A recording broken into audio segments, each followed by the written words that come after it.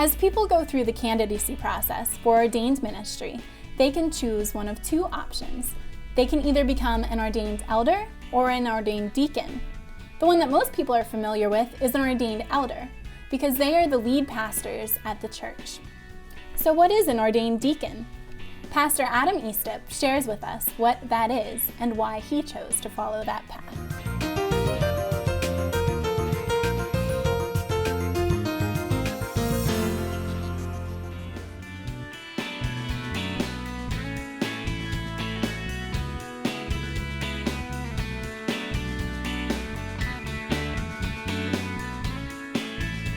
Thank you for coming.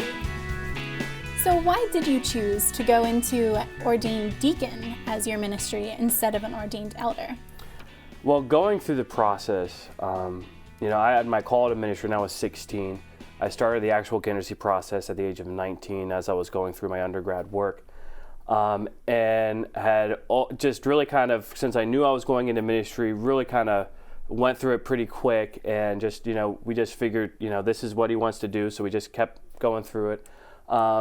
But there was a little bit of unsettledness about it. And it really became challenged by it when I started seminary and faced with really what I was looking towards in ministry in the years to come.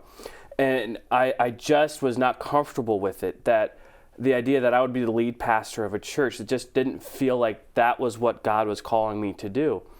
And at that point, this is, in the early 2000s, and it's still very new, this whole idea of the permanent order, ordained order of deacon. And actually at my seminary, which was Evangelical School of Theology, it's not a United Methodist seminary, but there's a United Methodist representative on the campus. And he and I decided to have this conversation to talk about some of these different challenges I was having. And he was the first person to bring up the question, well, have you ever considered being a deacon? And I had not really ever heard that before. There's two orders that you can be ordained to. And so we took a look at it, and the thing with the ordained deacon, the really key difference is, while elders are general practitioners of ministry, and I recall the bishop recently saying at a function I was attending that the elder ministry is the last sort of general practicing profession out there. Deacons, on the other hand, are specialists. They choose a specialization. They go into specialized ministry and charged with the task of bridging the gap between the church and the world. And the more and more I read about the ministry of the deacon, the more and more I was encouraged. This is what God was calling me to do. I wasn't called to be the lead pastor of a church. It was never something I was comfortable with. I was comfortable doing specialized ministry. At times I've served as youth pastor. At times I've served as a worship leader. And during the process, the candidacy process and the process of ordination, fine-tuning what that specialized calling was. And today, it's a great thing that I get to live out my calling of teaching and equipping people to do the work of the Lord. And it's something I'm very passionate about, something I love to do. I love to teach. I love to train and equip people and deploy them into ministry, and to see the light in their eyes when they realize that that ministry just isn't for the ordained. It's for us all. We're all called to some form of ministry. And so for me, I get to live that out in a very unique way, in a specialized way, that if I was an ordained elder, I wouldn't be able to focus on. I wouldn't be able to focus on the calling that God has for my life. And living out this call of deacon allows me to do that, and what God has called me to do. So how do you feel that your role as deacon has helped you in your position, such as being a youth leader, whereas sometimes those are just lay positions? Being ordained provides an extra credential. Now, I've been a youth pastor for years, but what I serve right now, one of the primary areas of responsibility I have at Linglestown Life, where I serve, is congregational care. And while we have a team of volunteers that do visitations in hospitals and homebound, Pastor George, our lead pastor, and I still do a lot of hospital visits on our own. And when somebody has a very serious conditions in the intensive care unit or those kind of things, I'm able to visit them when necessarily a volunteer may not be.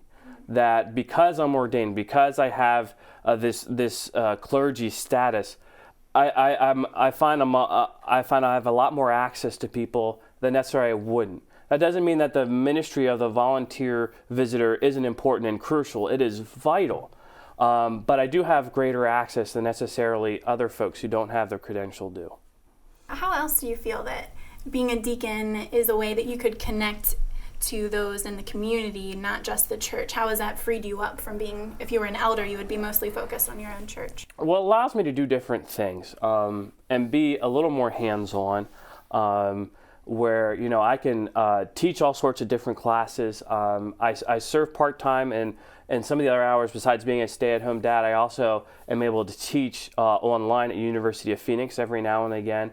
And so being a deacon has allowed me the time and space to be able to do some of those things, and teaching people and undoing some of the myths that people have about the church in that class setting, as well as, you know, integrating new people into the life of the church, which is something I'm charged with at Lingostown Life, one of the other areas of responsibility that I have, and to hear their story, to approach them in, I think, a bit more personal way, because it isn't necessarily quite as obvious that, you know, Adam's the pastor, whereas Pastor George, who is always up in front leading worship and preaching most weeks, where there may be some more of that distance because he is that lead pastor and has that role. There may be some other sort of more personal access that I might be able to have, because I don't quite serve in that role. I'm not quite the person up front all the time, leading people and teach and preaching and that sort of thing. You know, I'm sitting in the chairs or in the pews with everyone else, and so there's just a different level of access, perhaps.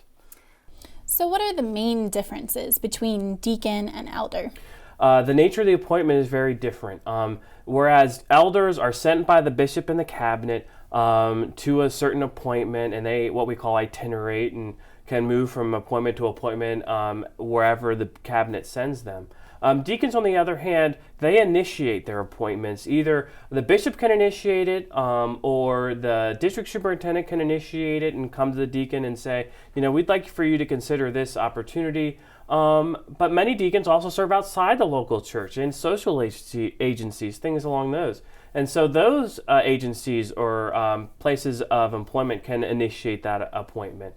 And so what happens when that happens and a deacon receives a possibility of an employment position? At that point, then, we submit that to the bishop for approval. And once approved, it is then our appointment for as long as both the deacon and wherever the deacon is serving wants to maintain that relationship. Now, if it's outside the local church, then the bishop also appoints them as a secondary appointment to a local church where they relate to each year, where they participate in ministries either as a volunteer or sometimes it's a paid part-time position as well. Additionally, deacons are not ordained to sacrament. Now, you know, there's always possibility for that to change in upcoming general conferences, but as it stands now, deacons are not ordained to sacrament. And what that means is deacons can assist with the sacraments, they can assist with baptisms, they can assist in communion. They cannot be the sole persons that are doing the sacrament. They cannot consecrate the elements of communion. They can't do baptisms on their own. They can only assist in those activities. And so those are probably the main differences between the deacon and the elder beyond just the nature of their ministry. What are the roles outside of the church that the deacon can hold? All sorts of different things, from, like I said, social agencies. We have deacons that serve in various forms of social justice issues. We have deacons that serve in prisons and do prison ministry. We have a deacon in the Stewardship Foundation. And so there's just a variety of different contexts that a deacon can really serve at. It's really about what God is calling you, that God is calling you to a specialized form of ministry that bridges the church to the world. And, you know, some people do congregational care, which is something I oversee at my appointment at Lingostown Life.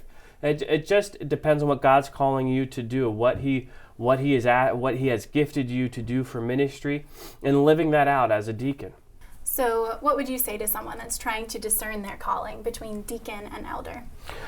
To really focus on what God's calling you in terms of your ministry, and look at how God has blessed your ministry in the past. Has God blessed you in certain specialized areas that maybe God is calling you to live out in ministry permanently for what God is wanting you to do in terms of ministry? Or is God leading you to be a leader of a church, to that order idea of the ministry of the ordained elder to be the lead pastor of a church. But it really depends on what you're called to do, and that's the most important thing. And if you're called to being an elder, then you need to go through and get that degree, as challenging as it may be, and embrace what it means to be an elder. And if you're called to being a deacon, if you're not feeling that God is calling you to lead a church, that's a special type of leadership. And, if you're not feeling called to do that, I think far too often maybe we pigeonhole ourselves and say, well, this is what ministry is supposed to be, so this is what I got to do. This is the only option available to me. And that's just not the truth. And I think what I'm passionate about is helping people to embrace both paths and getting people into the right path. Because if you're serving as an elder and you're really called to being a deacon, that's going to be a very troubling situation. It's not good for you. It's not good for the church you're serving. And it's certainly not going to, you're not going to see God's ministry lived out through you to its fullest potential. And that's really what I think we all should be focusing on. Well, I thank you so much for explaining the role of a deacon, and hopefully it has helped some people to be able to discern where their call is. So if you would like to learn more about the differences between an ordained elder and an ordained deacon, you may check out my blog at SusquehannaXpress.blogspot.com.